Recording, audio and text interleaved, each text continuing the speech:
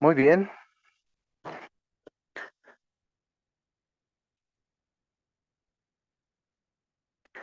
La ecografía obstétrica en un ambiente hospitalario. Es el Hospital del Norte, lugar donde trabajo, ¿no?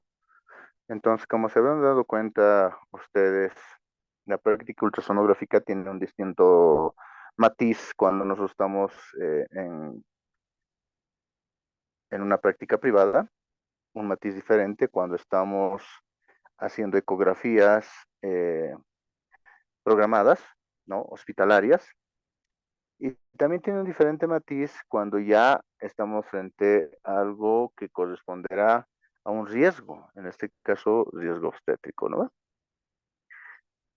Todos tenemos la experiencia de haber estado en una sala de urgencias obstétricas, de acuerdo a nuestra formación académica y de acuerdo a los rotes que se van dando.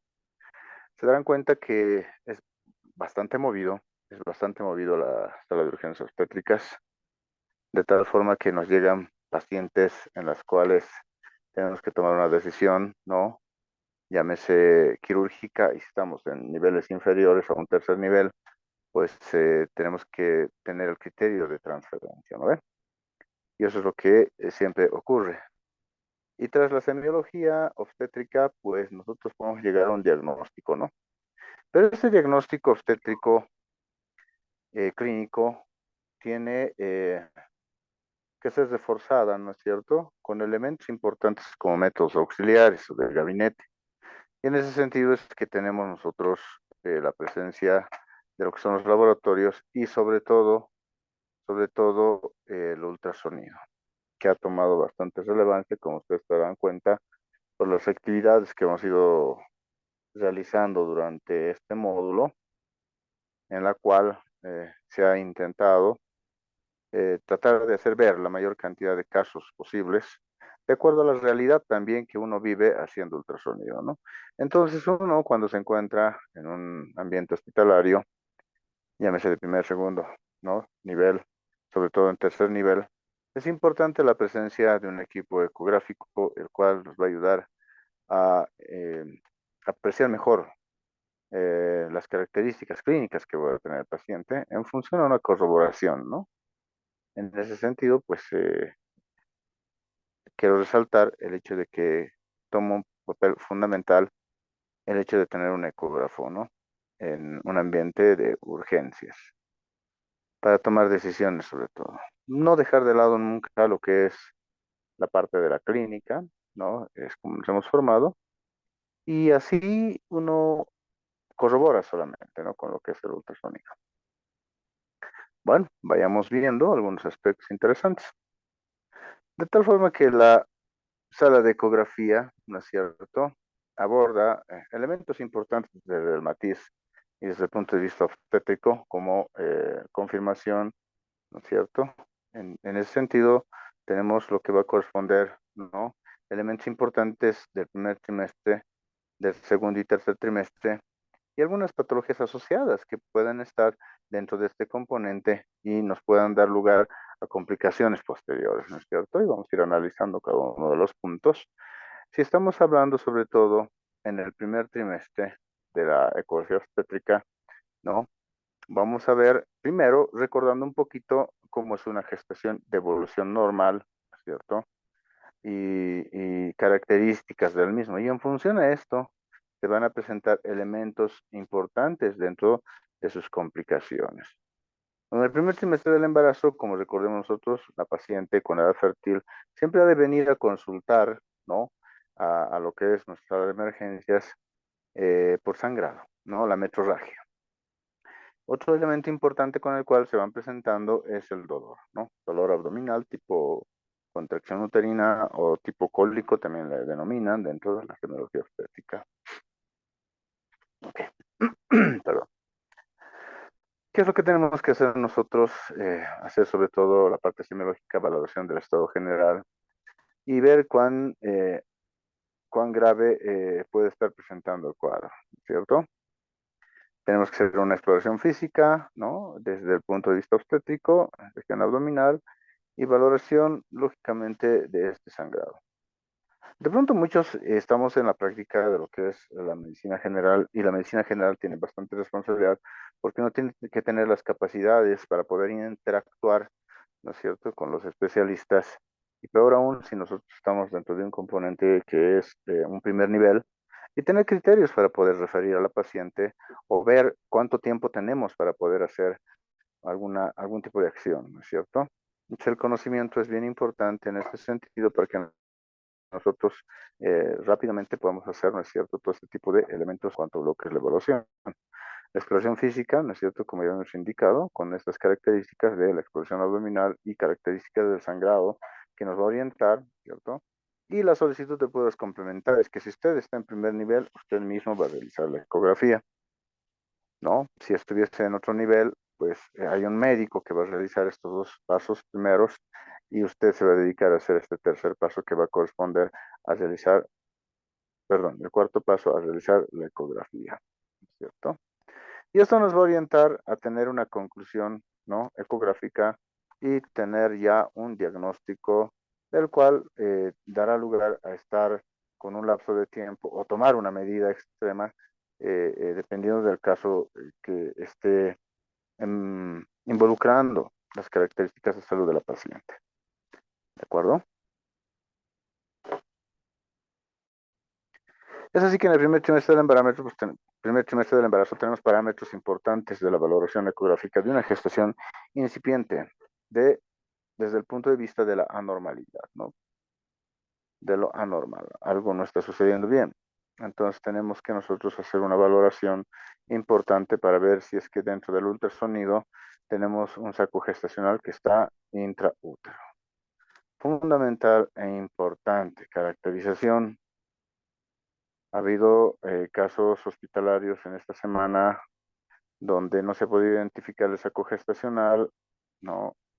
Eh, en la cavidad endometrial con un embarazo de 5 semanas. Entonces tenemos que tener nosotros la responsabilidad de hacer un abordaje, un rastreo a nivel de lo que es el hueco pélvico, ¿no es cierto? Para ver que no se trate de alguna complicación que involucraría el primer trimestre también, ¿no? Es bien importante nosotros que debemos identificar si este saco gestacional se encuentra intraútero, ¿no? Si estamos frente a la presencia de la vesícula vitalina, como habíamos hablado en una anterior presentación, la primera clase, si está o no presente el embrión, ¿no es cierto? Si tenemos actividad cardíaca embrionaria, ¿no? Si estamos visualizando las estructuras que van a dar lugar a la placenta o tal vez la placenta, ¿no? Y como les decía hace un momento, pues la valoración de los anexos es fundamental.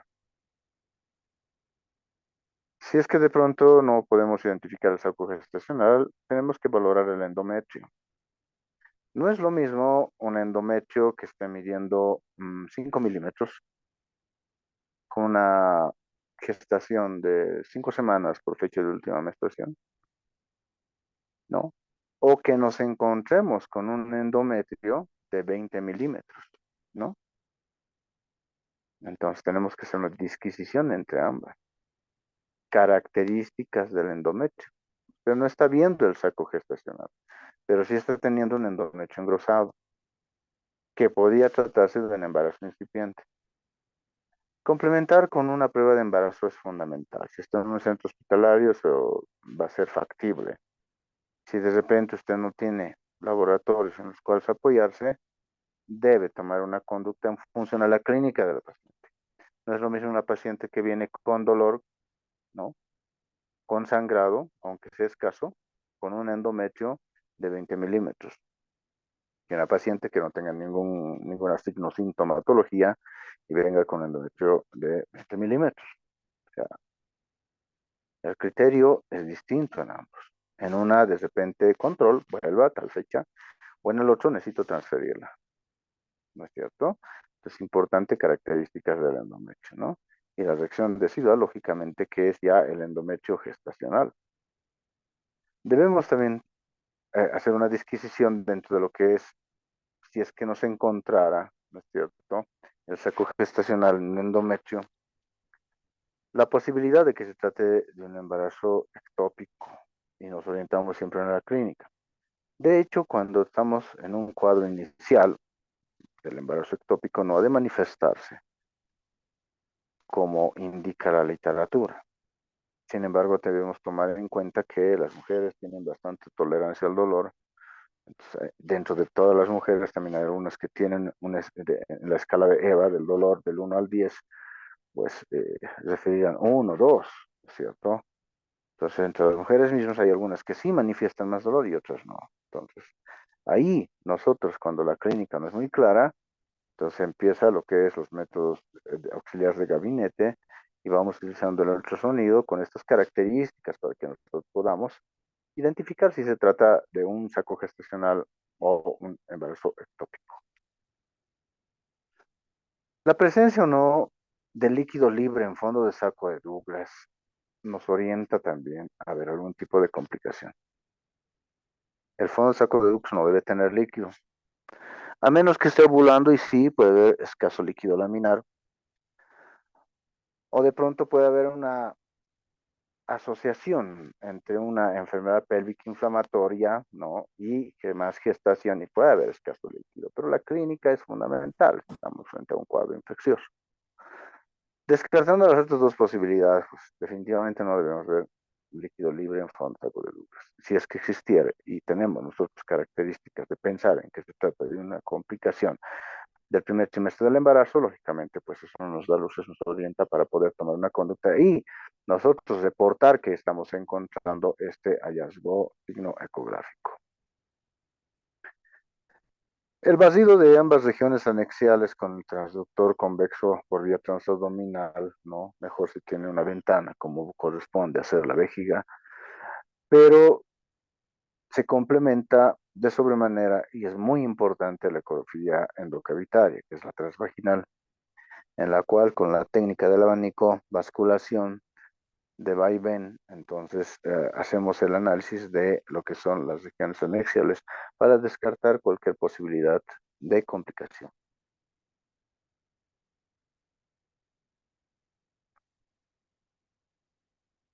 Recordemos nosotros dentro de una gestación incipiente normal, características en estas semanas hacia la izquierda y ecográficamente, ¿qué es lo que vemos? 4 semanas, ecogestacional 5 semanas, vesícula vitelina y posiblemente veamos el botón embrionario. 6 semanas el embrión con latido cardíaco presente. 7 semanas va a haber esa curvatura del embrión en su región dorsal y se puede visualizar lo que es el polo cefálico con las vesículas encefálicas primitivas, ¿no? Y ya a las 8 semanas, pues el desarrollo de lo que es la masa encefálica, ¿no? Y con caracterización de ambos hemisferios y existe movimientos de tipo espasmódicos en el embrión, como si brincara, como si saltara. 9 semanas de diferenciación ya de las extremidades, podemos observar bracitos, piernitas, y en la 10ª semana, pues damos cuenta que termina elementos importantes de la embriogénesis que van a corresponder a la morfogénesis y a la organogénesis, ¿no? Y si ya tiene una característica de aspecto humano, recordar solamente el principio alara que nosotros tenemos en cuanto a la organogénesis, morfogénesis, lo que es la gastrulación, recordemos todos nosotros, donde hay una migración una migración celular a través de lo que son los inductores desde el punto de vista molecular, ¿no? Con señalizadores. Bien, recordemos nosotros embriológicamente, si es que tenemos el desarrollo del tubo neural, ¿no? Y con relación a lo que es la notocorda, esta hace una estimulación para la liberación de lo que es una molécula que corresponde a la SHH, denominada Sony-Henden-Hock. Esta Sony-Henden-Hock va a ser aquella, ¿no? De vía de señalización que va a dar lugar a liberación de otras moléculas que van a dar lugar a la conformación de la estructuración del sistema nervioso central a partir de lo que es el tubo neural en su conformación del neuroporo cefálico, neuroporo caudal. Estamos recordando un poquito en cuanto a lo que es la formación del producto de la concepción. Si estamos hablando de todo este componente, pues es bien lábil en cuanto a elementos que pueden alterar toda esta organización estructural del nuevo ser. ¿No es cierto? Entonces, cualquier elemento que llámese, ¿no? Las noxas, como por ejemplo radiación, ¿no? Infecciones, sobre todo las virales, TORCH, recordemos, estimados colegas, y también estamos frente a lo que va a corresponder medicamentos, ¿no? Que tenemos la clasificación de aquellos que van a ser nocivos y totalmente no recomendables durante el primer trimestre de la gestación. Entonces, todos esos cuidados son muy importantes y fundamentales, o como antecedente para nosotros, para poder hacer la pesquisa más adelante, ¿no? Más adelante, si hay algún marcador ultrasonográfico importante. Todo ese antecedente es importante. Y llame la reflexión, porque estaba empezando a hablar de lo que es el principio de Lara, que no debemos quedarnos mucho tiempo con el transductor en un solo lugar. Y peor aún si es que nosotros tenemos, ¿no? La presencia de lo que va a corresponder al Doppler, ¿no? Mejor utilizar el método M, como siempre les recomiendo, para que hagamos de una forma adecuada el ultrasonido.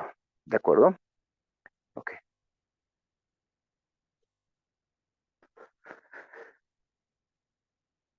Características importantes, recordando, porque se lo tienen que saber, se lo tienen que quedar, ¿no? Esa es una forma de que usted haga un buen ultrasonido, por lo menos desde el punto de vista básico, y sean respetables sus informes, y no duden, ¿no? Saco gestacional mayor a 12 milímetros, ¿no? Sin vesícula vitelina en su interior, una vesícula vitelina hidrópica cuando estamos con diámetros superiores a lo que son 6 milímetros, ¿no? Eso ya es un marcador temprano. Es un marcador temprano dentro de lo que va a corresponder el ultrasonido, ¿no? Y detección de aneuploidías, ¿de acuerdo? También es un marcador temprano si estamos hablando de que su forma no es normal, es totalmente irregular, ¿de acuerdo?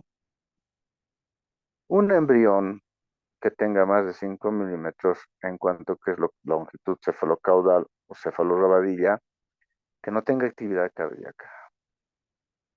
Es un marcador importante también, ¿no? De no viabilidad de la gestación. Embriocardias por debajo de 80, ¿no? La literatura dice 85, eh, entre lo que es la quinta y octava semana, también es un marcador de mal pronóstico. Saco gestacional de bordes imprecisos, distorsionado, irregular, también. Presencia de un hematoma a nivel de la placa coriónica, subcoriónica o puede ser retrocorial, también. Estructura presentaria que no sea característica la normal, sino sea más bien lobulada o vacuolada, ¿no? Con un grosor exagerado y una característica no homogénea, más todo el contrario, heterogénea, también se convierte en un signo de mal pronóstico. Una asimetría de lo que es la longitud cefalocaudal en lo que es un embarazo múltiple, doble, es decir, embarazos gemelares, también se convierten, ¿no? En un marcador muy importante, ¿no? Cuando no observamos el saco gestacional en el útero y tenemos valores de fracción beta de la cuantificación de la gonotrofina coriónica con títulos superiores a 1500 unidades internacionales mililitro, también se convierte en un marcador. Perdón. Datos bien importantes que nos ayudan a nosotros a pensar que algo no está viendo bien. ¿De acuerdo? Ok. Nosotros cuando nos encontramos ya en el ultrasonido, descartando marcadores ultrasonográficos tempranos para detectar alguna irregularidad, mal pronóstico, nos encontramos con otro tipo de patologías también, sobre todo que vienen de urgencia, y nos estamos refiriendo a lo que es el aborto, ¿cierto? Ok. Es importante que nosotros podamos hacer una evaluación ecográfica de la gestación temprana, cuando esta gestación temprana no tiene características de viabilidad. También tenemos que tomar en cuenta las características clínicas que se van presentando en la paciente, ¿no? Es importante siempre hacer un control ecográfico como seguimiento.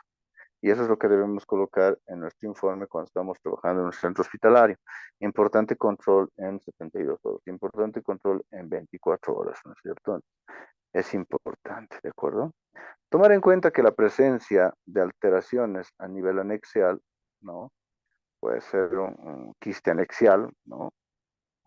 mioma, o de repente características uterinas fuera de lo normal llevan a ser un factor de riesgo para que tengamos alguna eventualidad, ¿cierto? Si nosotros hablamos de lo que es el aborto, ¿no? Con un concepto, estamos pensando en la pérdida del producto menor a 20 semanas con un peso inferior a 500 gramos, como dice la literatura, ¿no es cierto? Entonces tenemos que saber también que hay un gran porcentaje de pérdidas embrionarias que muchas veces la paciente no nota, solamente lo siente como un retraso y vuelve a regularizarse, es lo que piensa la paciente. Ha tenido un microaborto, ha tenido un microaborto. ¿Y por qué se da esto, doctor? Porque generalmente pueden existir, ¿no? Alteraciones de tipo cromosómico incompatibles con la vida. O sea, más severas que las trisomías Pata o Edwards, por ejemplo. Más severas, de tal forma que es incompatible con la vida, se detiene el crecimiento, el desarrollo, y no es perceptible muchas veces ni siquiera el ultrasonido. Entonces, se reabsorbe y bueno, empieza un sangrado y se desprende todo lo que es el endometrio. Tenemos que tomar en cuenta muy fuera de eso que también existe, ¿no es cierto? Una característica importante que va a corresponder que a las 6 a 8 semanas se presenta sobre todo en un porcentaje de 17%, ¿no? Estas amenazas de aborto o alguna característica dentro de la que involucra el concepto de aborto, ¿no es cierto? Y de un 4% a las 12 o 13 semanas. Y a medida que va saliendo ya del primer trimestre, o sea, el factor de riesgo para una pérdida ya es menor en cuanto a lo que es la probabilidad o la frecuencia, me han dicho, ¿no es cierto? También tenemos la probabilidad de que un aborto espontáneo, ¿no es cierto?, se dé lugar en función a hallazgos ecográficos desde un 11.5% cuando observamos un saco gestacional aislado y hasta un 0.5% cuando ya prácticamente vemos a un embrión de más de 10 milímetros por longitud cefalocaudal. Bueno, tenemos bastantes clasificaciones, se dan cuenta desde el punto de vista legal, clínico, laboratorial, de evolución, entonces esta es en la que generalmente nos basamos en el ultrasonido, ¿no? No ponemos esto como diagnóstico porque esto es un diagnóstico clínico. He visto muchos ecografistas que colocan, ¿no? Embarazo de 5 semanas, amenaza de aborto. Eso no puede poner usted dentro de su diagnóstico o conclusión ecográfica. Tiene que poner características halladas dentro de lo que es su ultrasonido. Pero bueno, en cuanto a lo que corresponde el componente teórico de conocimiento, existe lo que es la amenaza de aborto, aborto en curso y el aborto diferido que corresponderá a una gestación donde no se ha dado lugar la formación del embrión, o en todo caso sí se ha dado, pero se ha absorbido. Entonces estamos hablando de la gestación anembrionada y también el embarazo interrumpido o gestación interrumpida dentro de la clasificación de lo que es, ¿no es cierto?, el aborto diferido. También tenemos lo que es el aborto completo, pues, prácticamente todos los elementos han sido evacuados, ¿no? De manera natural dentro de lo que es la cavidad endometrial, o en todo caso estamos con el otro componente que corresponde al aborto incompleto, prácticamente con características de que o el embrión o alguna parte de los anexos se quedó dentro de la cavidad endometrial, ¿no? Para tener este concepto de aborto incompleto. Dentro de los signos ecológicos de sospecha de pérdida embrionaria, pues nosotros tenemos que tomar en cuenta que hay una irregularidad en cuanto a lo que es el tamaño del saco gestacional, un saco gestacional pequeño en relación a lo que es la edad gestacional, y es un signo de mal pronóstico. La diferenciación entre medidas del saco gestacional y la longitud cefalocaudal, que es menor a 5 milímetros, nos orienta a pensar que esto puede terminar en aborto en un 80%, ¿no? Características de la vesícula biliar, como digo, perdón, de la vesícula vitalina, mil disculpas, ¿no? Por ejemplo, menor a 3 milímetros, eso ya es un marcador fuerte, o mayor a 6 milímetros, un marcador fuerte, ¿no? Y prácticamente pues hay un riesgo de interrupción de la gestación. La forma, como habíamos indicado, puede ser duplicada o muy ecogénica, hiperecogénica, ¿no? Brillando, entonces es un signo de mal pronóstico. En cuanto a las biometrías embrionarias, en un 25% de las gestaciones que tienen características de ciclos regulares, la longitud cefalocaudal es menor a lo que es lo esperado, ¿no? Lo que lleva a un riesgo de fracaso, es decir, de aborto, en un porcentaje del 16%, ¿no? Y en relación a lo que son aquellos que van a tener pérdida, cuando sí corresponde la longitud cefalocaudal en cuanto a la edad gestacional, ¿no es cierto? Entonces es un 5%. La frecuencia cardíaca no embrionaria, habíamos hablado, menor de 85 en el primer trimestre y tiene correlación con lo que es pérdida del embrión o muerte. También las arritmias, ¿no? Esas desaceleraciones embrionarias cardíacas también son un signo de mal pronóstico. Usted cuantifica y de repente una taquicistolia y empieza a hacer 180 latidos por minuto, que está dentro del rango normal, sigue siendo el control y debemos volver a tomar la embiocardia y resulta que toma 80, ¿no? Entonces está haciendo una arritmia cardíaca embrionaria. Presencia de hematomas fibrilares, ¿no? Un riesgo de aborto en un 17-22%, ¿no? Los hematomas estructurales también implican un muy mal pronóstico, especialmente está en fondo, porque es ahí donde lo va a ir desprendiendo, ¿no? También nosotros utilizamos de manera correcta y apropiada, siempre con el principio de Lara, lo que es el estudio Doppler, que nos permite confirmar el diagnóstico de muerte embrionaria ante la ausencia de actividad cardíaca en un embrión de mayor de 4 milímetros y ausencia de latido y señales de color del flujo cuando estamos con un embrión por encima de las 6 semanas. Presentando, ¿no es cierto?, características de lo que es la vesícula vitalina, bien hidrópica y un botón embrionario sin actividad. Como siempre les digo, las fotitos nos pueden orientar, nos ayudan para que les pueda explicar, pero sí, en tiempo real es totalmente distinto como han podido ver en las prácticas, ¿no es cierto? Un botón embrionario sin una característica de vitalidad, prácticamente no tenemos un aborto retenido. No.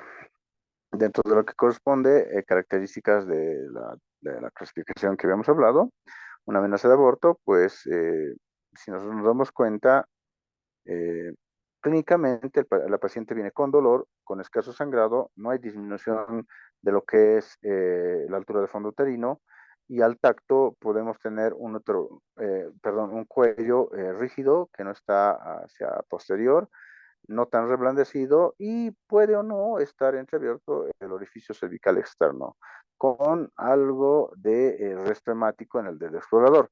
Pero si estamos hablando dentro de lo que es el concepto ecográfico, pues no podemos encontrar signos ecográficos de sospecha. ¿No es cierto? Está todo normal, pero tiene bastante dolor. Lo que sí, en algunos casos hemos visto, y se los he explicado en la práctica también, es el hecho de encontrar una contracción miometrial sostenida que nos hace corroborar el hecho de que la paciente nos explica de que existe dolor, sobre todo cuando está caminando, cede algo al reposo, ¿no es cierto? Entonces, clínicamente estamos frente a una amenaza de aborto. Ecográficamente indicaremos que no tenemos generalmente ninguna sospecha de signo ecográfico de pérdida, ¿no? No podemos encontrar ecográficamente algún dato que nos oriente. Y nosotros entregamos el informe como corresponde, ¿no es cierto? Ya el clínico dará cuenta de que si se trata de una amenaza de aborto y dará su manejo. El aborto en curso, pues prácticamente nosotros en la clínica vamos viendo que el dolor incrementa, hay sangrado franco, el dedo explorador al tacto está manchado, el orificio cervical está entreabierto, la altura de fondo uterino conserva, ¿no es cierto?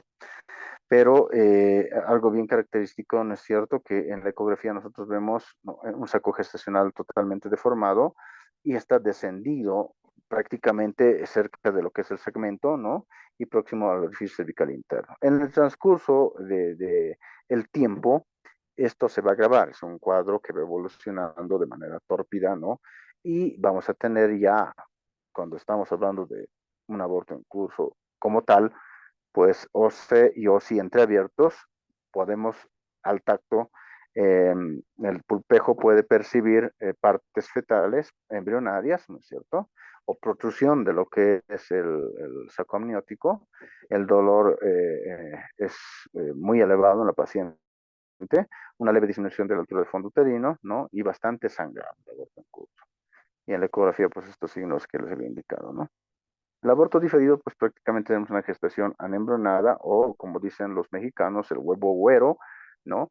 Se va a observar un saco gestacional mayor a 8 milímetros sin vesícula vitelina o el saco puede medir 12 a 18 milímetros sin embrión, ¿no es cierto?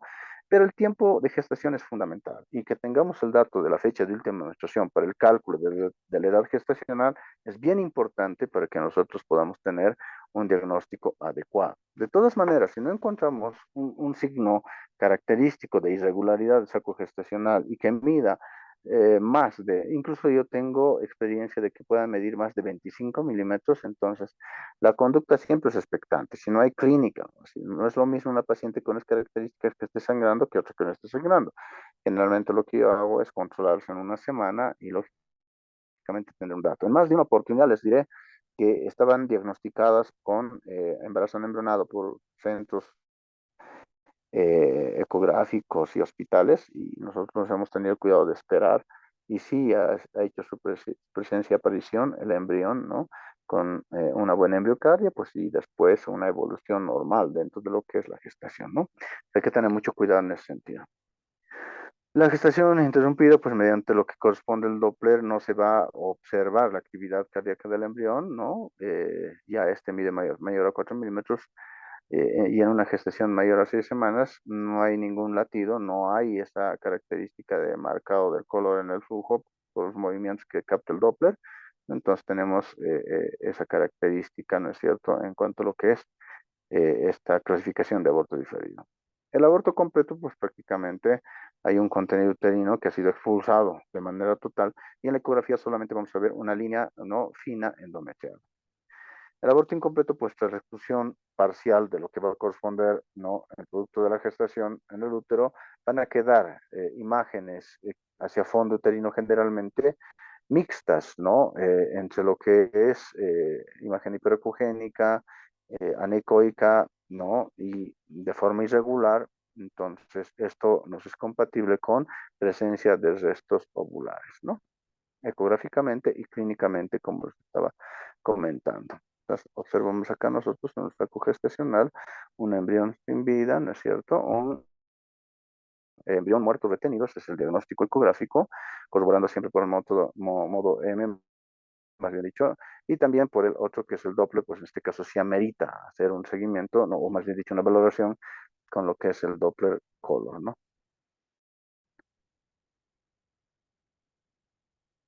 Aquí vemos nosotros una característica interesante dentro de lo que es una ecografía transvaginal en corte sagital. Podemos observar el miometrio y la cavidad endometrial. El mismo se ve ocupado por una imagen mixta, ¿no? Sobre todo irregular, con un asociado a una imagen anicogénica, ¿no? Muy probablemente se trate de restos ovulares, ¿no?, retenidos, y clínicamente estaríamos frente a un aborto incompleto. Hacer una disquisición de aquí dentro de otros elementos importantes del diagnóstico, como por ejemplo puede ser la enfermedad trofoblástica gestacional, que casi tiene este mismo patrón nodular, pero la característica que tienen que tomar en cuenta es la medición de lo que es las dimensiones del útero. Nunca se olviden de medir, no solamente coloquen otro aumentado de volumen en experiencias de gestación, otro aumentado de volumen, no. Tiene que usted medir, estimado colega, ¿de acuerdo? En el eje longitudinal antero-posterior y en el otro cortecito en un transverso. Y dar esos datos al obstetra que le sirve mucho.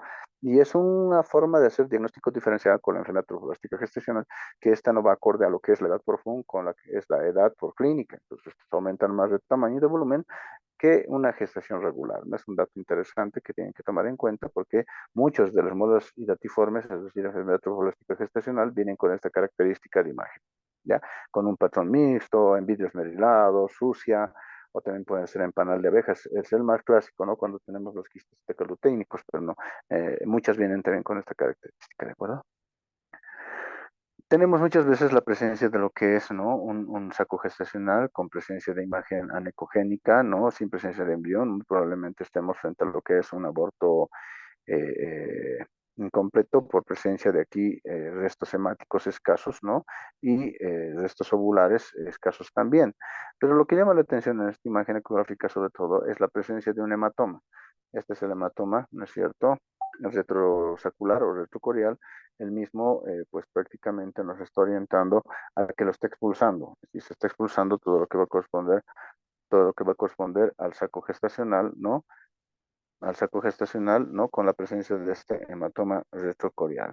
Va a ir desprendiendo, desprendiendo, desprendiendo, va a haber más dolor y va a ir expulsándolo, ¿no? El saco gestacional.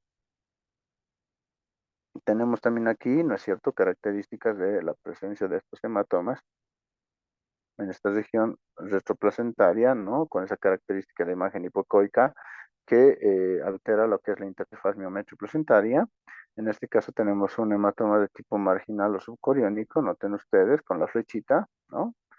Marginal o subcoriónico también aquí con la flechita, quiero agrandar, está bien, está con imagen hipoecoica que va dando lugar a ese tipo de, o se pueden presentar también un hematoma, ¿no? De esta característica que va dando lugar el desprendimiento. O prácticamente como esto, ¿no es cierto? Aquí está el saco extensional, está el embrión, y tenemos lo que corresponde a un hematoma retropresentario con las características, ¿no?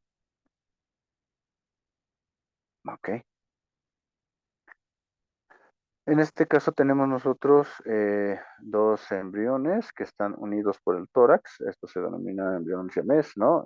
Gestación gemelar siamés, ¿no? Con toracopago es la unión en lo que va a corresponder el tórax. Y con muerte de ambos y lógicamente hay un saco gestacional irregular ya con áreas de desprendimiento que poco a poco va a ir expulsándose, ¿no? Tenemos características, otras imágenes también aquí, por la presencia de estas irregularidades que se van manifestando, que podemos observar un embrión, ¿no es cierto?, sin vitalidad, y aquí también estamos observando igual, perdón, esta característica no de imagen, donde nos habla acerca de una gestación de mal pronóstico que está terminando, ¿no es cierto?, en la expulsión del mismo.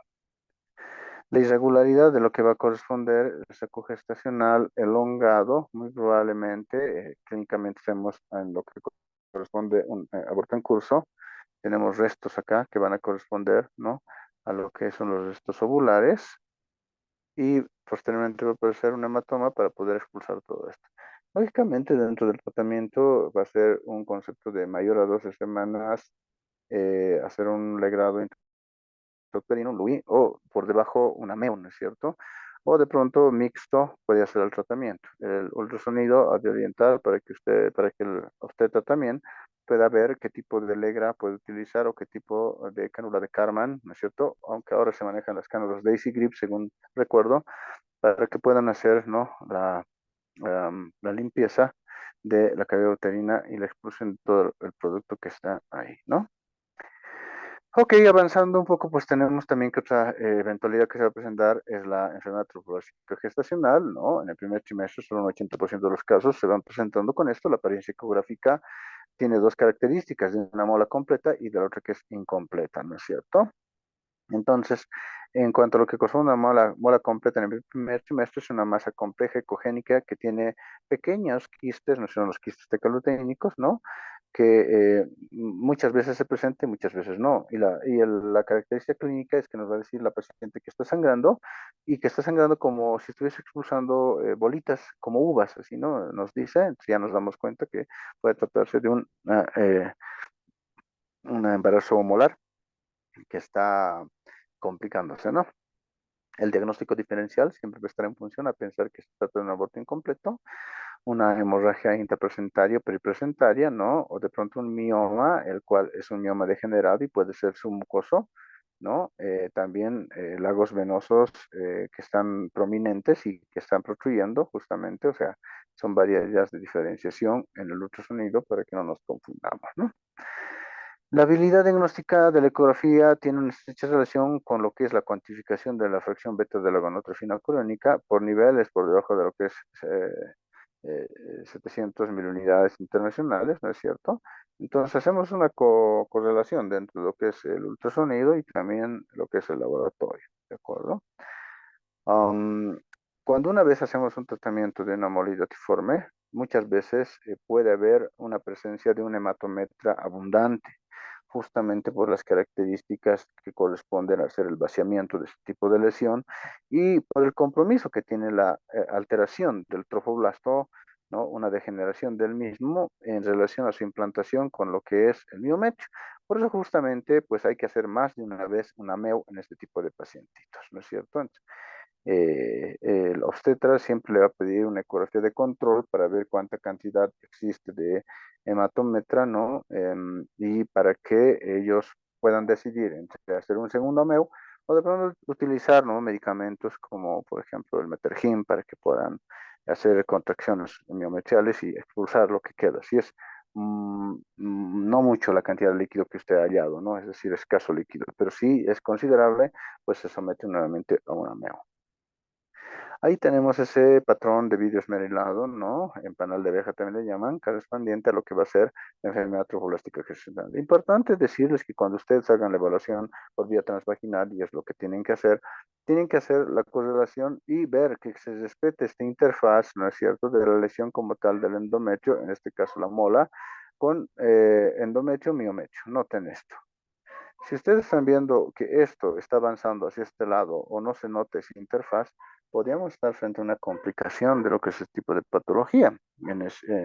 Una frecuencia mínima, pero se presenta. Y estamos hablando del coriocarcinoma. Hay que tener mucho cuidado en hacer la evaluación y la descripción cuando ustedes muestran este tipo de estudios. Y bueno, esta es una mola completa, ¿no es cierto? Ahora, cuando hablamos de una mola incompleta, pues lógicamente se ha formado también lo que es el producto de la gestación con o sin vitalidad, puede estar presente, ¿no? Y podemos estar frente a lo que es una alteración de la placenta que está siendo, ¿no es cierto?, una enfermedad trofoblástica gestacional, es una mola. Y pueden tener variedades, puede verse formado el seco gestacional y también lo que es la mola sin el producto, o el producto como tal, en este caso que llegue a ser un feto, ¿no? Y la presencia de lo que es la enfermedad trofoblástica gestacional, ¿de acuerdo? Este es el patrón más característico que se presenta, ¿no?, en panal de abejas, ¿no? Y nos hace hacer la indicación correcta para poder hacer el tratamiento adecuado, ¿no? Y nosotros vamos viendo la interfaz, ¿no?, en este corte sagital vía transvaginal con presencia del miometrio, el endometrio ocupado por una imagen mixta, sobre todo a predominio de imágenes quísticas, micronodulares, ¿no? Que ocupan todo lo que es la cavidad endometrial, se saca el volumen y se presenta, ¿no? Puede existir también esta caracterización con presencia de imagen anecogénica asociada, que puede ser colección hemática, y noten ustedes que se va haciendo una correlación en cuanto a lo que es la medición del miometrio para ver, sobre todo para el obstetra, cuando vaya haciendo el legrado, tenga cuidado de hacer, ¿no es cierto?, el drenaje sistemático con la legra, ¿no?, para evitar perforaciones o algún tipo de otra eventualidad que se pueda presentar, ¿no?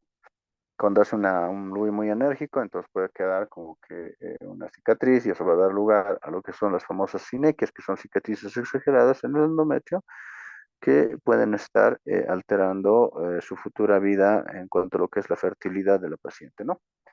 Puede estar comprometiéndola. Tenemos otro que va a corresponder al embarazo ectópico, ¿no? Una gestación que nos está dando en el endometrio, sino anexialmente puede ser, de acuerdo a la variedad, ¿no es cierto?, que vamos viendo acá, ¿no? Entonces, ¿qué tenemos nosotros? Signos ecográficos directos e indirectos. Los directos, detección del tejido trofoblástico, ¿no?, fuera de lo que es la cavidad uterina, ¿no?, con presencia o no del saco gestacional, con presencia o no de embrión, con presencia o no de la vesícula vitelina. Tenemos signos ecográficos indirectos, ¿no es cierto?, como presencia de erección residual sin evidencia de saco gestacional, o puede darse lugar la presencia de un pseudosaco, ¿no? Me acuerdo que algún grupo le estaba explicando eso del pseudosaco en las prácticas, ¿no? Entonces, y puede hacer confundir, ¿no? Puede ser confundir, no, mira, y dice, sí, está presente el saco gestacional, no es ectópico, pero sí tienen que tomar en cuenta que puede presentarse un pseudosaco muy pequeñito, ¿no? Y de localización central, no se encuentra en fondo, y no tiene ese halo hiperecogénico de la reacción que tiene de la implantación, sobre todo un saco gestacional normal, ¿de acuerdo? Presencia de líquido libre es bien importante y la masa anexial, ¿no es cierto? Entonces, generalmente dicen la triada clásica para lo que es ecográficamente un embarazo ectópico. Gestación fuera del endometrio. Uno. Dos, líquido libre. Y tres, masa anexial, ¿no? La triada que nos habla de presencia de un embarazo ectópico. La localización, bien saben ustedes por literatura, ¿no? Recordando lo que es nuestra formación en obstetricia, pues 95% tubárico y el resto llega a ser intersticial, abdominal, ovárico, ¿no? O prácticamente cornual, ¿no? Podemos observar nosotros acá, ¿no? Que está la cavidad, el útero, el endometrio y aquí una masa anexial en este tipo de ultrasonido. Aquí se ve mucho mejor. Tenemos un corte transverso, una ecografía transvaginal.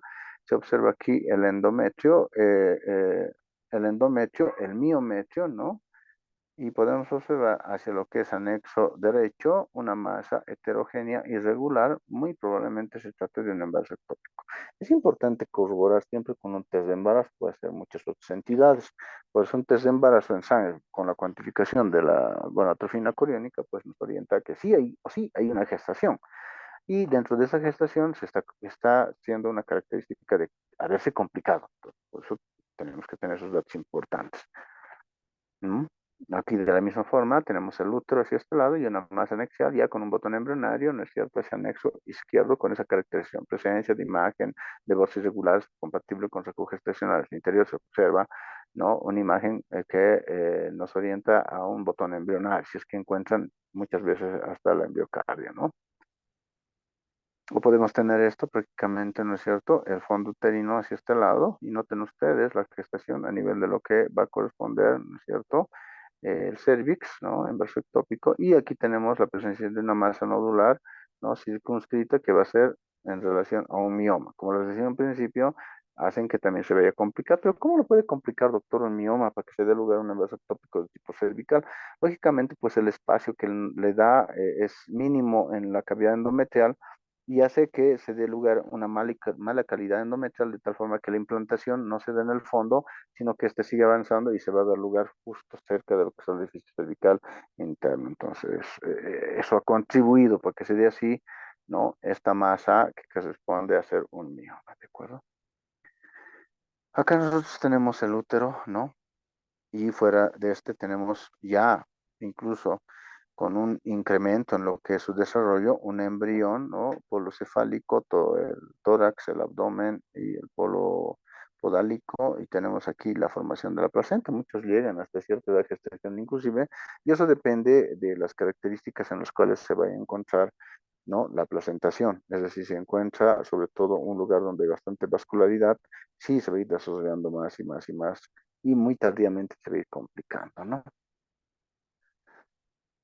Muchas veces tenemos nosotros características de encontrar una gestación más la T de cobre. Eso se les va a presentar, por si acaso. Entonces tenemos que nosotros ver, ¿no?, la presencia del DIU, ¿no?, in situ o movido.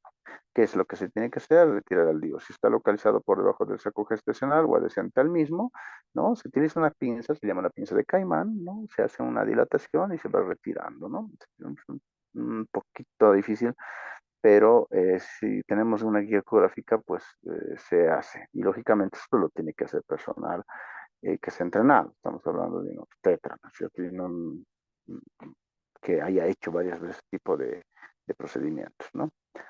Dejar el DIU in situ, si está localizado por encima del saco gestacional o la gestación está por encima de las 12 semanas. Se los deja de tal forma que nace, ¿no?, con su DIU. Muchas veces estos productos se han debido ver. Yo tengo la experiencia de atender partos, ¿no?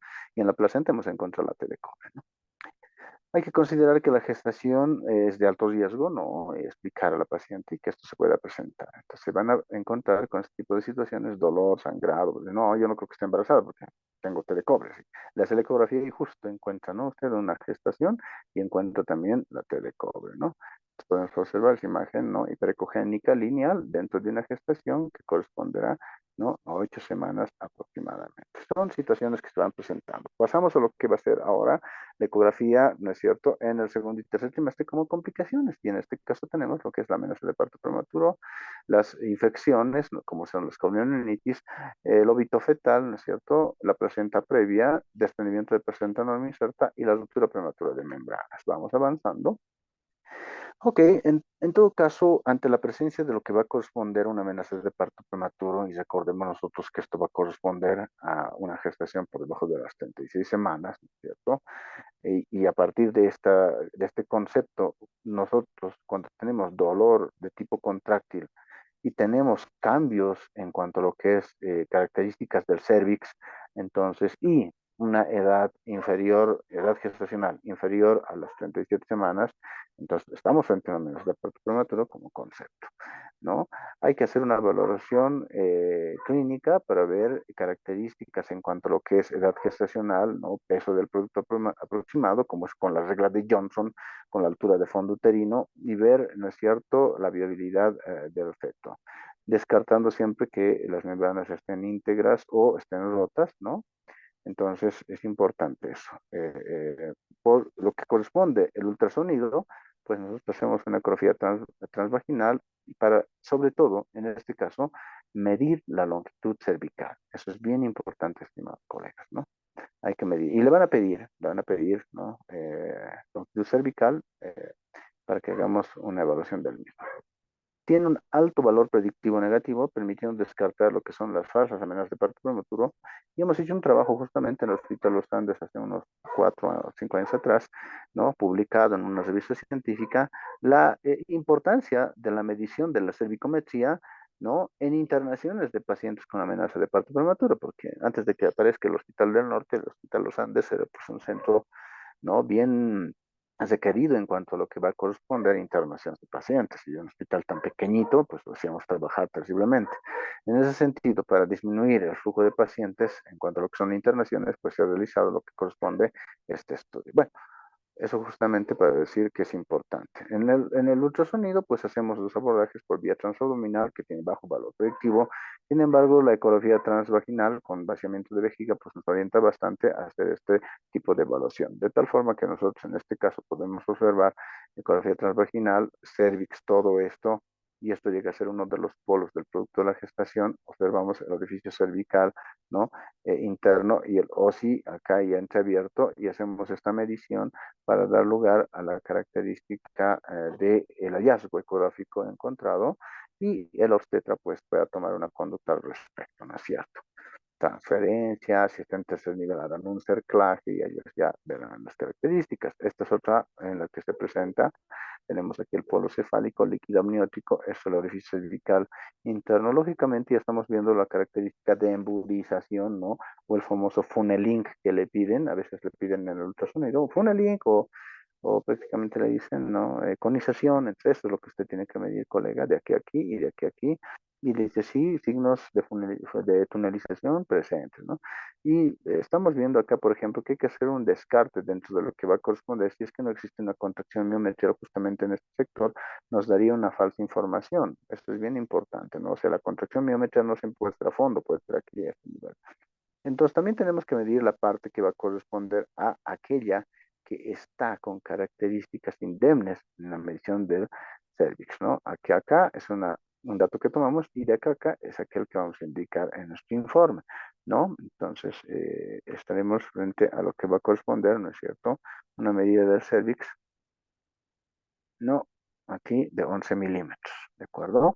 Lógicamente ya es un dato positivo en cuanto a que es cervix corto. Acá tenemos otro, ¿no? Como tenemos que medir, en este caso, ya se mide desde lo que corresponde al orificio cervical externo, externo al orificio cervical interno, ¿no? Aquí noten ustedes esta apertura total dentro de lo que va a corresponder el cervix, ¿no? Noten aquí en punteadito lo que es el cervix para que se pueda diferenciar. Presencia de líquido amniótico, hay tunelización, ¿no? Hay una dilatación franca. Esto es una apertura de lo que es el orificio cervical externo, el orificio cervical interno, y hay que medir ese, ¿no? El informe correspondiente. Ok, otro dato que nos encontramos justamente es la complicación que se vaya a presentar con una ruptura prematura de membranas, que es la corionitis. Características clínicas, ustedes saben que puede presentarse fiebre, malestar general, dolor abdominal, ¿no? Y existen criterios diagnósticos tanto fetales como maternos. En el materno, lo que va a corresponder a alzas térmicas, ¿no? Taquicardia, leucocitosis, un desvío de cierta hacia la izquierda, ¿no? Podemos tener proteína C reactiva, ¿no? Leucocitos elevados, alteración de todo lo que es la hematimetría. En la parte fetal, vamos a observar nosotros que hacen taquicardia, ¿no? Y hacen disminución prácticamente de los movimientos. Y es ahí donde nos van a pedir justamente el perfil biofísico muchas veces, ¿no?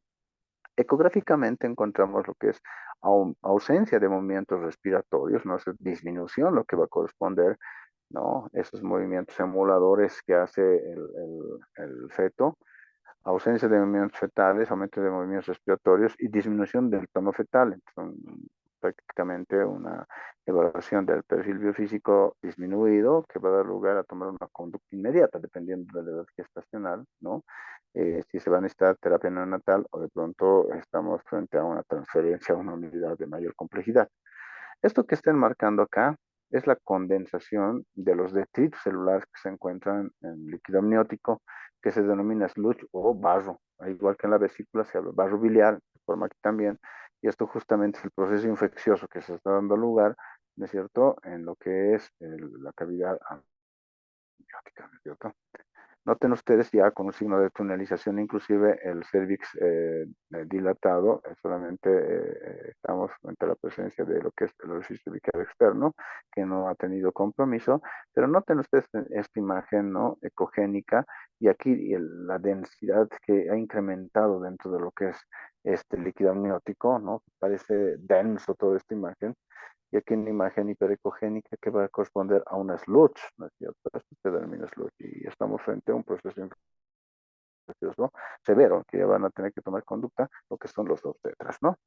La muerte fetal, pues prácticamente tenemos que tener un concepto de que existe una muerte fetal, ¿no es cierto?, en el segundo trimestre, que va a corresponder entre las semanas 2 y 21. El óbito fetal, pues prácticamente estamos nosotros con un concepto que habla acerca de 22 semanas y el producto tiene que pesar mayor a 500, contrario a lo que estamos hablando de lo que es eh, el aborto, ¿no es cierto?, en ese concepto, ¿de acuerdo? De tal forma que por ecografía nosotros tenemos diagnósticos que nos dan lugar a que si está vivo o no está vivo. Entonces tenemos ausencia del latido cardíaco, ¿no? Hay una comprobación de falta de actividad fetal, o sea, no hay movimientos de manera prolongada, ¿no? Tenemos que hacer la valoración de la presentación fetal porque es importante para que decide los tetra y dependiendo de la edad gestacional también si va a ir la evacuación del óbito por vía transvaginal o de repente va a ser por vía alta, ¿no? Que es la operación cesárea. Entonces tenemos que ver nosotros la valoración, ¿no es cierto?, de la presentación del óbito, ¿no? Si está encefálica, si está en transversa, si está en podálica. Tenemos que valorar también lo que son posibles anomalías que estén asociadas y que han sido causa de esta muerte, porque siempre preguntan, pero yo he hecho mis controles y yo no entiendo por qué, ahora me dice usted que está fallecido mi bebé, entonces tenemos que detectar si es que hay algo y explicar, ¿no es cierto? Se ha presentado esto y justamente por esto no ha sido muy viable la sobrevida de su bebé. Tenemos que también ver signos ecográficos secundarios que van a orientarnos para saber si estamos frente a lo que es una muerte fetal temprana o tardía, ¿no? Siempre preguntan eso. Pues si nosotros estamos hablando de una muerte fetal temprana, pues son fetos que están en lo que corresponde a ser menos de 20 semanas, ¿no?, de gestación y menos de lo que es 500 gramos de peso, ¿no? Lo que va a parecer una muerte fetal intermedia son los fetos que están entre las 20 y 27 semanas de gestación y que pueden pesar de 500 a 1500 gramos. Y ahora, si estamos frente a una muerte fetal tardía, pues estamos hablando de fetos que están entre las 28 semanas o más, ¿no es cierto? Y con un peso mayor a 1500. Y así hace un poquito más fino su diagnóstico usted, ¿no? Se trata de un óbito fetal intermedio o tardío, ¿no? Pone entre paréntesis 28 semanas. Y le va a salir el peso, ¿no es cierto? 1500 gramos. Un poquito más fino para que se oriente también el obstetra para que pueda realizar el tratamiento correspondiente, ¿no? Ok, hablando, ay, perdón. Hablando dentro de lo que va a corresponder las causas que se puedan presentar frente a lo que es este tipo de situaciones, pues bien sabemos nosotros, ¿no?, por literatura que la preeclampsia es uno de los factores fundamentales para que pueda darse lugar, ¿no?, una muerte fetal, especialmente si estamos frente a lo que va a corresponder, ¿no?, a una restricción del crecimiento intrauterino crónica con una anemia, ¿no? Entonces, esto va a dar lugar a una explicación a este tipo de situaciones. Si tiene una patología de base de la madre también, que va a corresponder a una cardiopatía materna, ¿no? eh, si la madre es hipotensa también, o sea, son datos que nos van a orientar.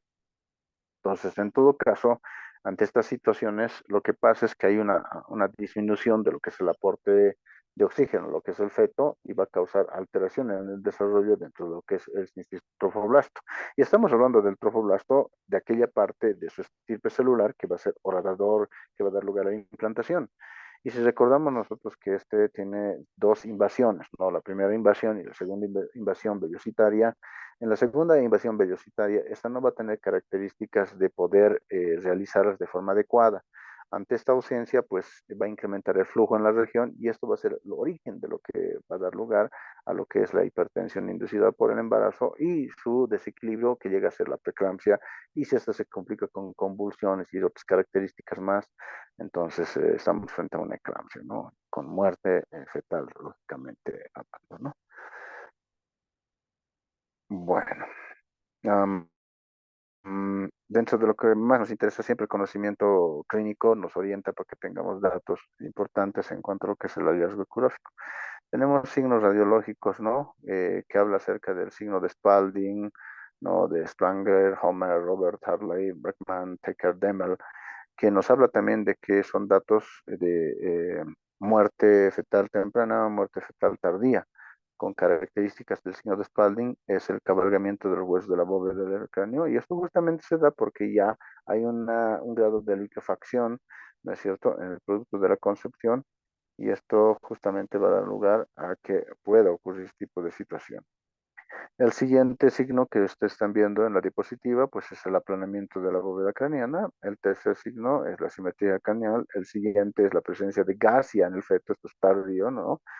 El siguiente signo es prácticamente que ya se forma como una masa única casi, ¿no? Un apelotamiento fetal por la pérdida de conformación rápida normal, que es lo que les da la característica habitual, ¿no es cierto? Entonces tenemos el siguiente signo que es prácticamente el maxilar inferior, pierde esa consistencia y se cae. Es como si estuviese con la boquita abierta. El siguiente signo, el de Tiger, hay un colapso completo de la que es la columna vertebral y no se puede diferenciar dónde está la columna. Y el último signo es el halo pericaneal translúcido, que es la presencia ya de líquido, ¿no es cierto? Entonces, prácticamente si estamos hablando de algunas características dentro de lo que corresponde, ¿por qué se produce todo esto? Hay un proceso de disolución o liquefacción, ¿no? Que prácticamente ocurre antes de las 8 semanas. Y esto se da por el alto contenido de líquido que conforma al feto, ¿no es cierto? ¿No? Igual que nosotros, más líquido que otra cosa. Entonces, este contenido de agua, ¿no? Y los otros elementos prácticamente ya no tienen esa dinámica, pues hace que se vaya disolviendo, ¿no? Y va yendo de un espacio a otro espacio, ¿no es cierto? Este líquido de tipo seroso hacia lo que es el celoma extraembrionario, ¿no? Posteriormente a esta disolución o tipo de liquefacción aparece un proceso que se llama el proceso de momificación. Esto ocurre de las 9 a 22 semanas, prácticamente es por la retención prolongada, ¿no es cierto? Entonces, del feto, la mamá no se da cuenta y empieza a tener una coloración grisácea, ¿no? Una consistencia de tipo arcilla. Entonces es ya la momificación que está ocurriendo en el feto. Lógicamente hay signos de infección, pero muchas de nuestras mamitas, nuestras pacientitas, pues no vienen, ya sea porque están en provincia o porque hay algún tipo de situación en la casa, ¿no? Muchas veces el esposo, ¿no? Dice, no, ¿para qué vas a ir? Está bien. No hacen controles prenatales y se dan hoy en día incluso ese tipo de situaciones, ¿no? Que llegan de una liquefacción a una modificación. Y peor aún, llegan en el tercer grado, ¿no? Recordemos, disolución o liquefacción primer grado, modificación al segundo grado y el último que corresponde a la maceración. Y esto va a ocurrir justamente cuando que es por encima de las 23 semanas con esas características ya de muerte fetal tardía, ¿no? Vayamos viendo entonces esto, si es sobre cabalgamiento o no, de lo que son la bóveda craneana, estamos hablando de lo que es el signo de Spalding, ¿no?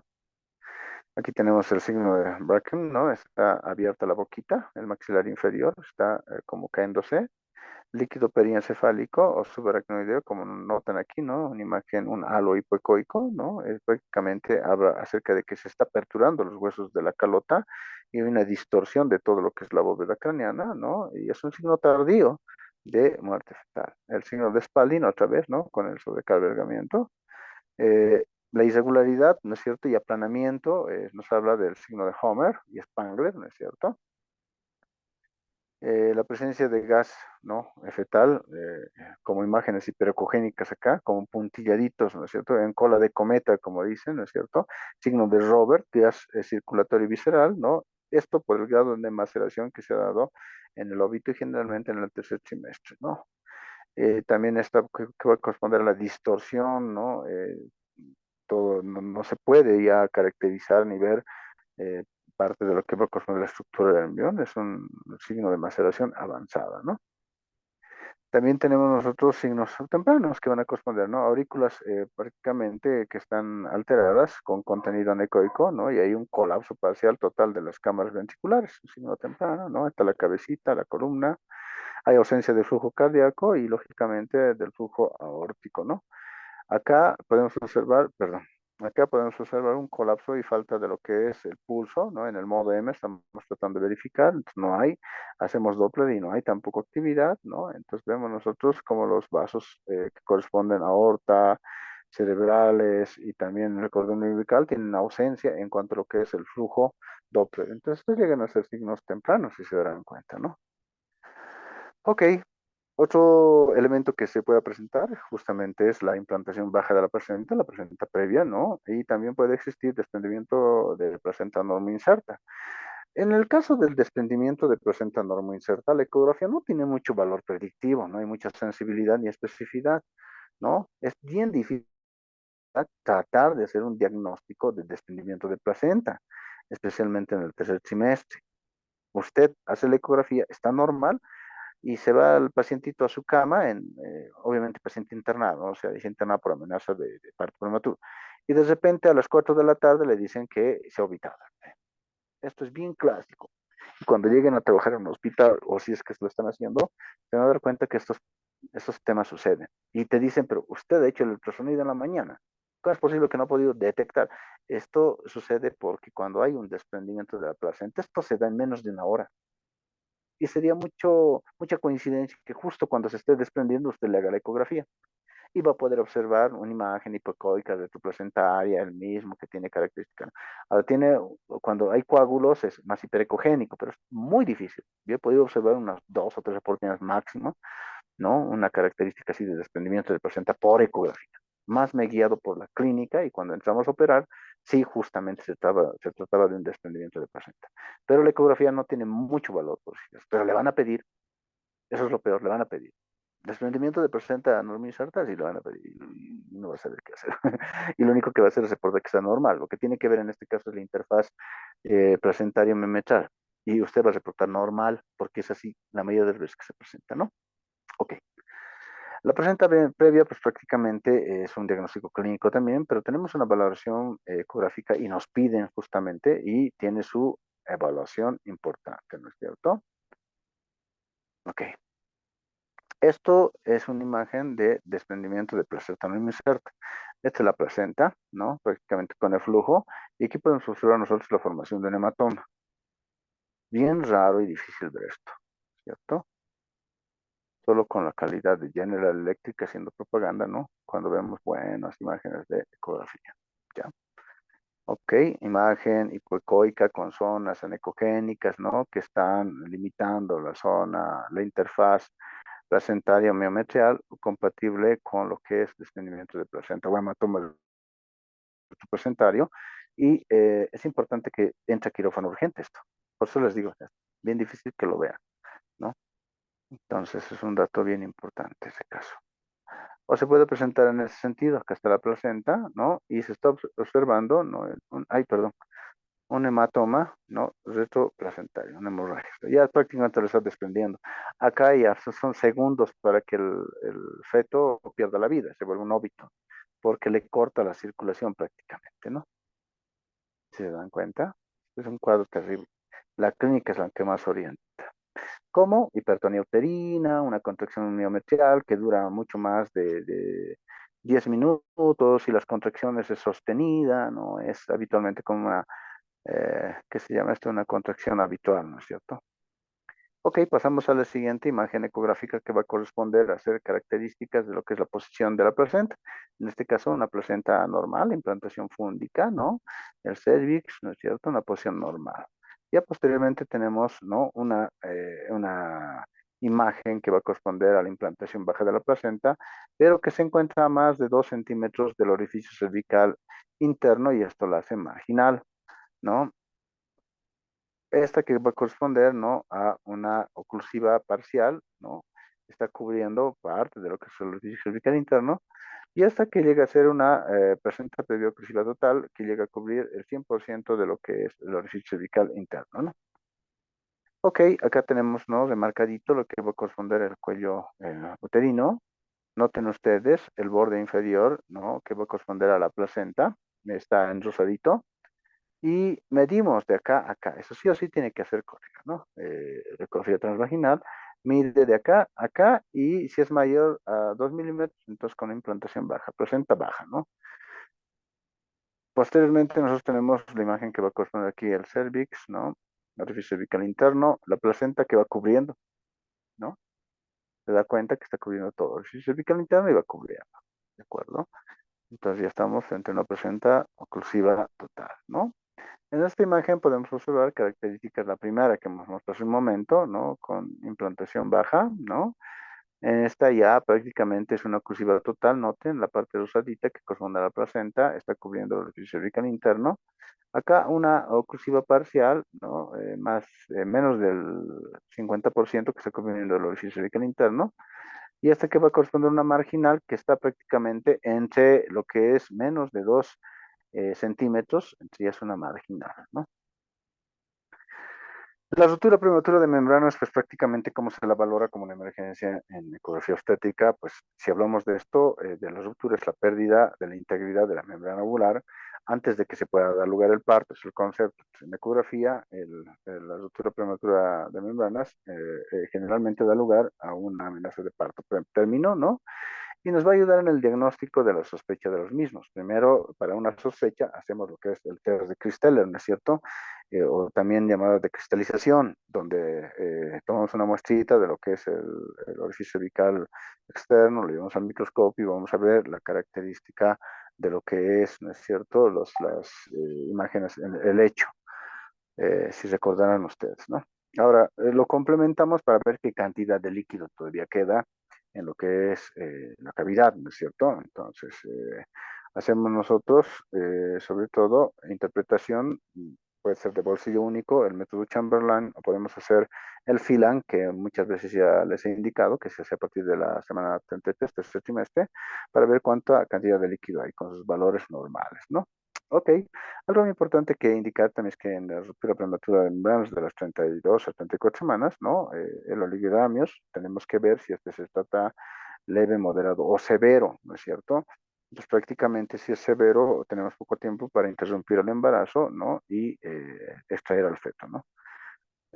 Y lógicamente tenemos que dar chance a una maduración fetal, lógicamente con estimulación de la maduración fetal para dar lugar a la formación de los neumocitos tipo 2, ¿no es cierto? Para que se dé lugar a la esfingomelina, ¿no? Y el factor, el surfactante para que pueda dar lugar a la respiración, la primera respiración del producto al momento del parto, eso es bien importante, ¿no? Maduración pulmonar.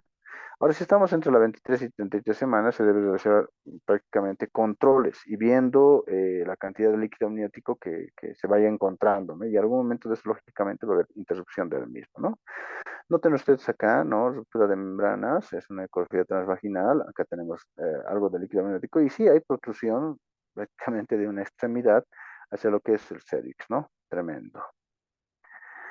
Debemos ver también a simple vista, ¿no? La parte que corresponde a la porción cefálica, la columna vertebral, torácica, torácica y abdominal, y noten la escasa cantidad de líquido amniótico. Aquí está la placenta, aquí está el miometrio, ¿no? Poca líquido amniótico. Hacemos la medición y nos va a orientar. O sea, a simple vista uno se da cuenta que está ocurriendo y debemos cuantificar lo que es el líquido amniótico, ¿no? Por las características que le dije, por filan o hila, con los parámetros correspondientes, ¿no? Que ya se les ha dado en una anterior clase. Noten ustedes esta otra imagen, está la placentita acá, el feto, ¿no es cierto? Totalmente apelotonado acá, y se puede observar escaso líquido amniótico, su líquido amniótico severo, tiene que tomar conducta al respecto, prácticamente mental, sufrimiento fetal agudo, ¿no es cierto? Ok, Muy bien, espero haber orientado en relación a los más frecuentes tipos de complicaciones que nos van presentando en la práctica ultrasonográfica diaria, ¿no? También algo de la experiencia que han tomado en las ecografías que hemos hecho en el Hospital Los Andes, que es un lugar de bastante flujo en cuanto a pacientes para ecografía obstétrica. ¿Alguna pregunta, colegas?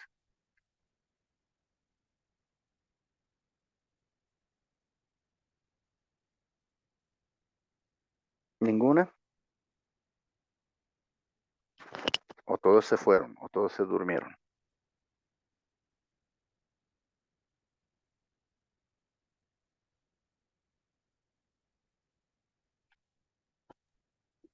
Sin duda, doctor. Ok, muy bien.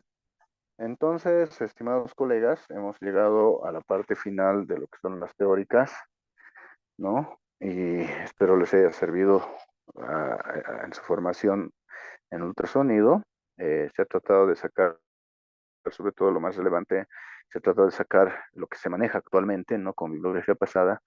Yo me baso en las reglas, normas y su ISUOC, ¿no? Porque es lo que está vigente y en relación a los casos que se ve cotidianamente en nuestro medio. Entonces, espero que les haya servido toda esa parte. Ahora, más en relación a lo que va a corresponder la evaluación, ¿no? Para la aprobación o no del módulo. Entonces, está la asistencia, ¿no? La asistencia sobre todo a las clases prácticas, las clases teóricas, no se ha tomado asistencia por el tiempo, ¿no? No llevando lista, pues se va un buen tiempo importante que podemos estar conversando, por eso no lo he tomado en cuenta. Entonces yo asumo que hay un 100% de asistencia en las teóricas, que también tiene su valor, pero sobre todo en las clases prácticas, ¿no? Donde uno tiene que hacer el entrenamiento correspondiente, ¿no? Ok, la otra parte que corresponde ya al punto clave o grueso de la calificación, como les dije en la primera clase, está en la evaluación. Y la evaluación es netamente práctica, ¿no? Con un componente de examen oral previo al examen, o sea, práctico, de tal forma que usted ingresa, se le hace las preguntas, ¿no? Y empieza a hacer el estudio, ¿de acuerdo? Entonces, para esto, pues sí, se tiene nuevamente reservado lo que es la actividad en el Hospital Los Andes, desde horas 8 de la mañana, ¿no? Vamos a ir entrando, de pronto, máximo estaremos hasta 10 minutos con un solo colega, ¿no? Para la evaluación, pero generalmente se calcula en 5 minutos la evaluación, por si acaso, colega. Pero tenemos un margen de límite también, ¿de acuerdo?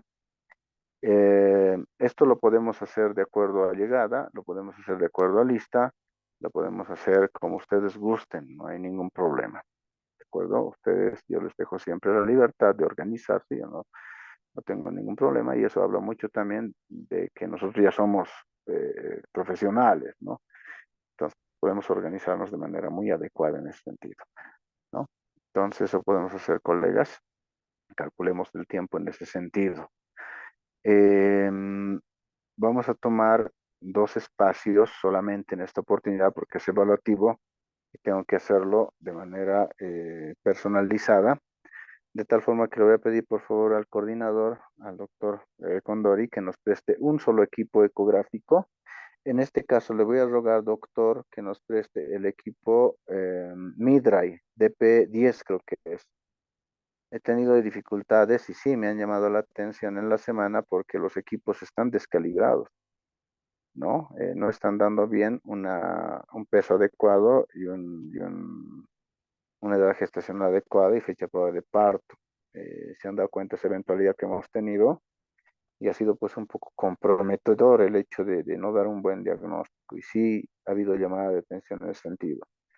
Les rogaría por favor que a las autoridades correspondientes de la comisión, supongo, de posgrado, estimado doctor, se comunique el mismo para que puedan llamar al técnico y pueda dar solución al tema, ¿no? Porque ¿cuántos estudios estaremos y cuáles equipos estarán afectados? Porque los dos que hemos llevado ese día están los dos con ese defecto, ¿no? que no es grave, solamente es el técnico viene y lo adapta. Nosotros hemos intentado y vuelve a su anterior medición y no da más de 35 semanas como recordarán. Por favor, estimado doctor, eso le pediría que nos preste un solo equipo que va a corresponder a ser el Midray de P10, que la resolución de imagen no es buena, pero sí está calibrado y he trabajado veces con ese equipo, ¿no? Para no tener eventualidades, porque sí debemos dar un buen diagnóstico, buena conclusión ecográfica, ¿no? Al respecto. Con relación a la evaluación, ¿alguna pregunta, colegas?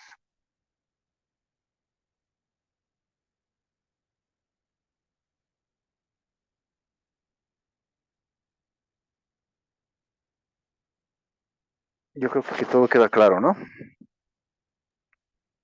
Doctor, perdón, buenas noches. Sí. Eh, entonces todos tenemos que estar a las 8 de la mañana ya para ir viendo este uso horario. Sí, sí, por favor. Si se da cuenta, si nos prolongamos un poquito, estaríamos evaluando a 6 colegas por hora. Pero no, generalmente son 5 minutos, entonces un promedio de 10 colegas por hora estaremos evaluando por si acaso, ¿no? Eso es lo que en experiencias como yo lo hago y como siempre he trabajado, ¿no? Entonces creo que somos 35 colegas, ¿no? Que están en la lista. Entonces, en función a eso, pues vamos a ir avanzando de forma regular.